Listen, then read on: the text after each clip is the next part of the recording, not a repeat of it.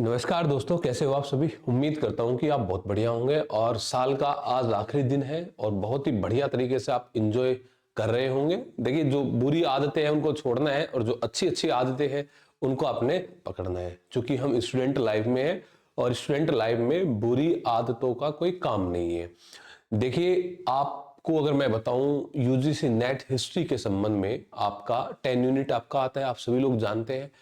10 unit के अंदर हमारा सभी यूनिट से बराबर वेटेज हमारा रहता है।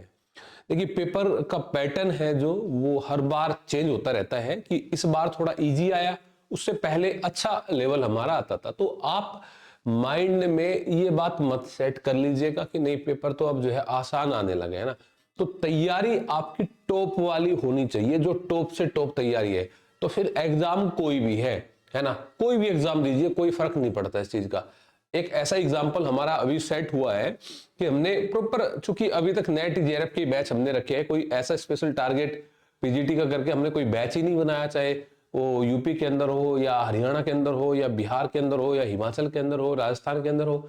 लेकिन अभी जैसे बिहार पीजीटी का जो रिजल्ट आया है उसमें नेट वाले बैच में 6 या 7 स्टूडेंट थे, है ना, बिहार पीजीटी के, और उनमें से 5 स्टूडेंट का पीजीटी क्लियर।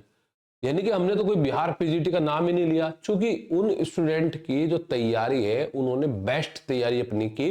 यानी कि जब आप एक सब्जेक्ट पे कमांड कर लेते हैं तो उसके बाद तो आपका मैटर ही नहीं करता कि आप तैयारी, मतलब आपको एग्जाम कौन सा देना है।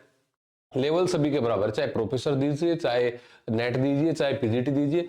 अगर वे क्वेश्चन आसान आते हैं तो उनकी मेरिट उतनी ही ज्यादा हमारी जाती है। तो आज जो हम बात करने वाले हैं स्टूडेंट, वो हम यूनिट नंबर फर्स्ट जो आपका एंशिएंट हिस्ट्री का आता है यूजीसी नेट के अंदर, उसको लेकर उसको स्टार्ट करेंगे। और मेरा ये प्रयास रहेगा कि ये यूनिट नंबर फर्स्ट जो है मैं आपको जो है कंप्लीट ये यूट्यूब सेशन के अंदर आपको अवेलेबल होगी, है ना। बहुत सारे स्टूडेंट्स का रहता है कि डेमो क्लासेस, देखो वैसे तो बहुत सारी क्लासेस पड़ी है, लेकिन फिर भी अगर आपको अच्छा लगता है तो फिर आप हमारे बैच के साथ भी कनेक्ट हो सकते हैं। बैच हमारा जो है ऐप के ऊपर चल रहा है, learn history by Chauhan sir app के ऊपर, आप वहां से परचेज कर सकते हैं, हिस्ट्री और पेपर फर्स्ट दोनों का। तो देखिए, हम बात करेंगे आज हिस्ट्री की और यूनिट नंबर फर्स्ट का ये सबसे पहला टॉपिक है। जब आप यूनिट नंबर फर्स्ट पे आते हैं तो सबसे पहले आपको सोर्सेज पढ़ने होते हैं कि हमारे जो लिटरेरी सोर्सेज है या हमारे जो आर्कियोलॉजिकल जो सोर्सेज है वो कौन कौन से है।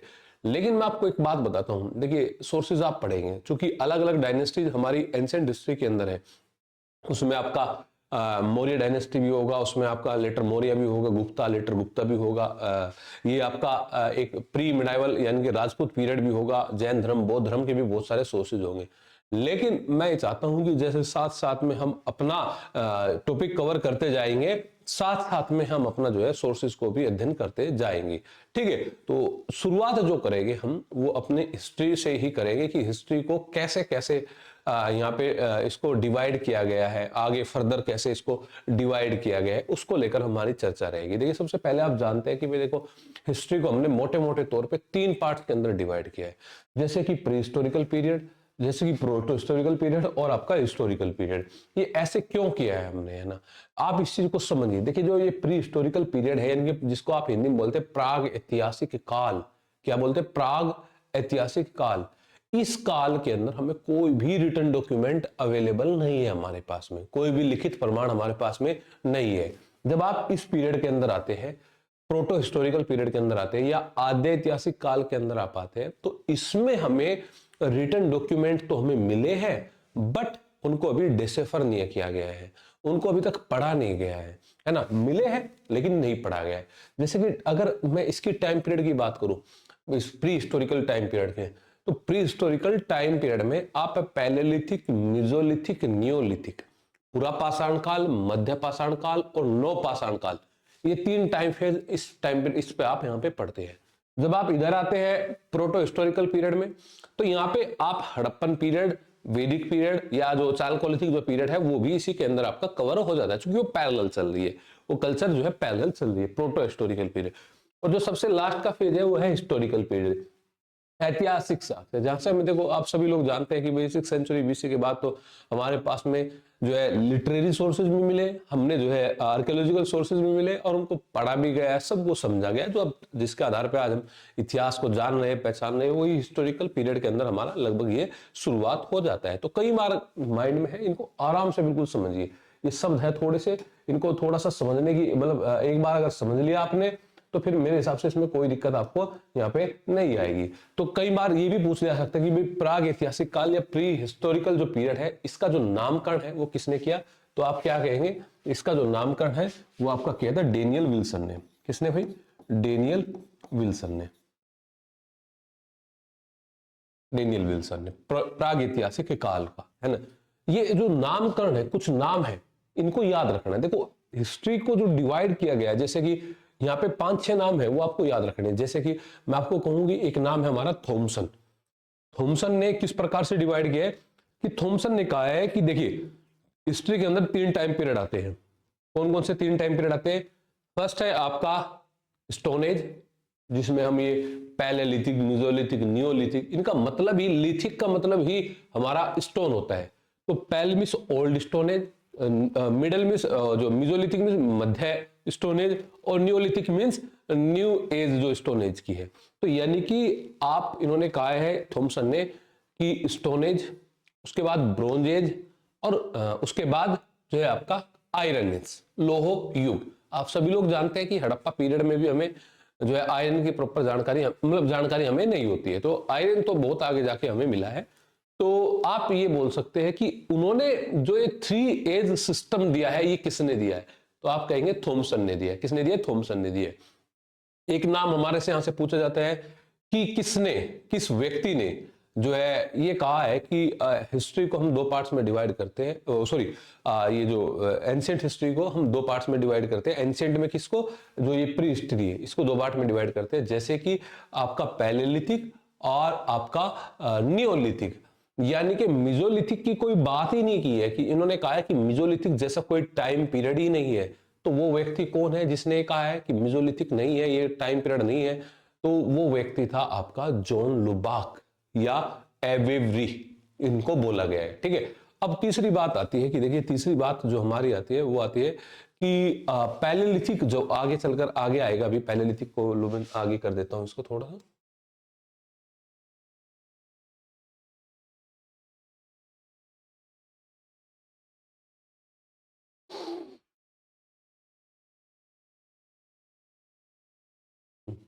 मैं यहीं पे बताता हूँ आपको ना। देखिए पैलेलिथिक यानी कि पूरा पाषाण काल को आगे इन्होंने फिर 3 पार्ट्स के अंदर डिवाइड किया, लोअर पैलेलिथिक, मिडल पैलेलिथिक और आपका अपर पैलेलिथिक के अंदर। चूंकि टाइम फेज बहुत ही एक बड़ा टाइम फेज यहाँ पे हम इनका रहा है, तो मैं यहाँ पे ये जो चर्चा कर रहा हूँ, ये जो डिवाइडेशन है ये क्यों हो रहा है, क्या कारण है?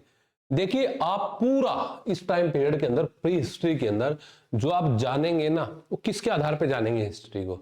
या तो जो हमारा टूल टेक्निक्स के अंदर जो चेंज आ रहा है, टूल टेक्निक में जो चेंज आ रहा है, उसमें आप देखेंगे अच्छा इस टाइम फेज में ये टूल्स का यूज होता था, इस टाइम फेज में ऐसे ऐसे करके ये टूल्स बनने लगे, और फिर आगे चलकर ये टूल्स हमारे हैं। जैसे कि सबसे पहले आप देखते हैं कि भाई मानव ने हैंड एक्स का यूज किया, है ना, हैंड एक्स का यूज किया।